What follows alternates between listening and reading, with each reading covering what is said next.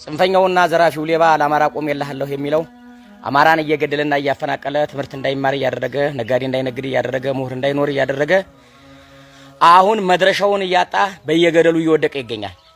ጽንፈኛውና ዘራፊው ሌባ መቼም ቢሆን አይሳካለትም። የራሳቸውን ወንድም እየገደሉ የራሳቸውን ህዝብ እየዘረፉ ለአማራ ቆሜልሃለሁ የሚሉ ሲከድበት ገደል የሚገባ ውጊያ የማይዋጋ አንድም ቀን ተዋግቶ ጠብ የማያደርግ ሌባ የሌባ ጥርቅም የጀግኖችን ያባቶቻችንን የፋኖን ስም እያወደሰ በዚያ ስም የሚሰርቅ ሌባ ይሄ ነው ፋኖ እንዴ?